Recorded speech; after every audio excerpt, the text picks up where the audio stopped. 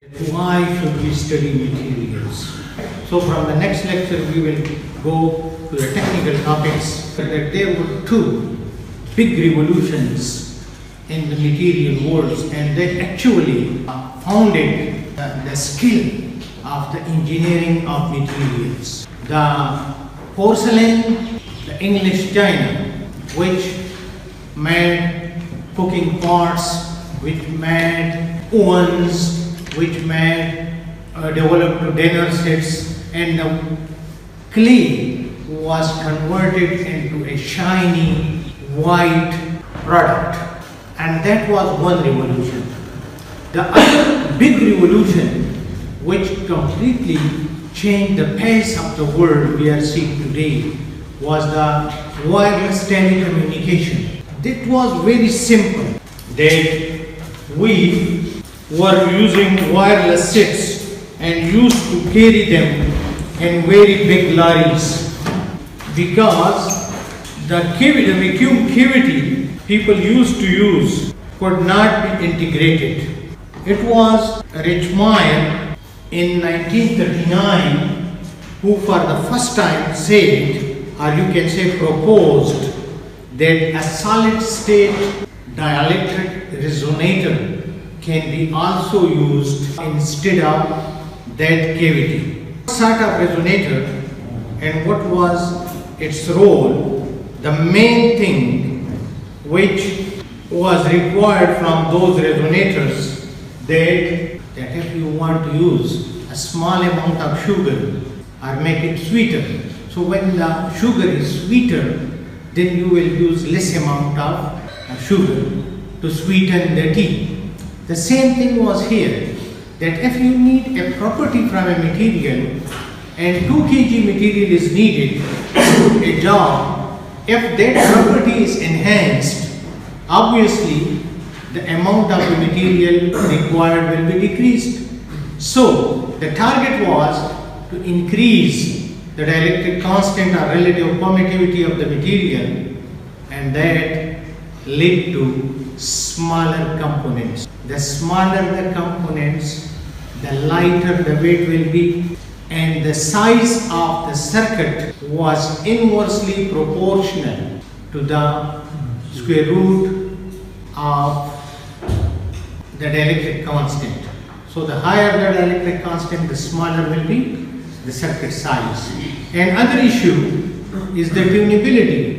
That what are the main things in your cell phone? There are 3 major things in your cell phone. Number 1, it resonates at specific frequencies. Similarly, it is tunable and you selective within the required frequency range, and that is measured in terms of the quality factor.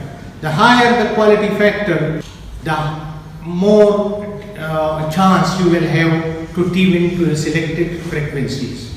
And there is a range of frequencies which are used for specific applications. For example, there is a separate range for GPS system, global positioning system. Then for cell phones, there is another one. Then for defense purposes, there is another range. So they are not mixing up and they are not compromising the communication of various frequency ranges. That was the thing. And the third important thing was that if you use the material in a low temperature region or in a high temperature region, it doesn't disrupt its functioning, because everything, this table is stable in a solid form at room temperature. This wall is solid but in room temperature. If you increase the temperature of this wall to 1500 degrees Celsius, it will be a liquid. So as a physicist, you should think in terms of bonding, in terms of atomic structure, not like a layman. So this wall can be a liquid, this wall can be a gas, and it is solid because the temperature is such that it doesn't melt it. So every property is associated with a specific set of parameters. If the temperature is higher, then the case is not the same. If the temperature is lower, water freezes. They are no more liquid, they are solids. So they wanted the cell phone or the device to work equally well at higher and lower temperature. And these three properties are called the dielectric constant, the quality factor, and the TCF, temperature coefficient of resonance frequency. If you change the temperature, the resonance frequency changes. But the device needed one which doesn't change. All the people around the world started work to get these three sets, this set of properties for various materials. Some exhibited excellent properties, but they were not stable. The sample was not strong enough to withstand its use. For example, you can have a beautiful material to make door handles, but if you pull it and it breaks down, then it is of no use. Although it is beautiful, it is comfortable. So you are looking for these three properties along with the mechanical properties so that they can withstand the usage in different environments and coming across different users. It was proposed by Richmond in 1939, and the first resonator which could be commercialized came in 60s. They achieved after 36 years a material with a dielectric constant of 39.8 QF and QU, loaded and unloaded.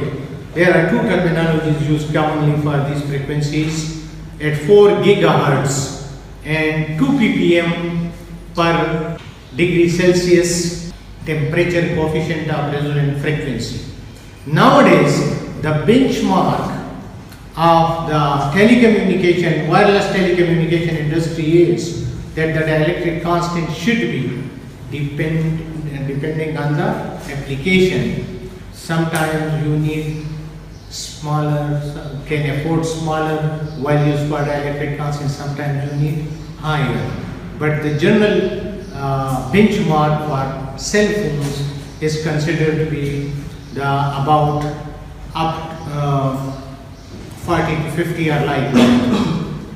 The QF should be above than 10,000, and the temperature coefficient of resonant frequency should be in between -10 to +10.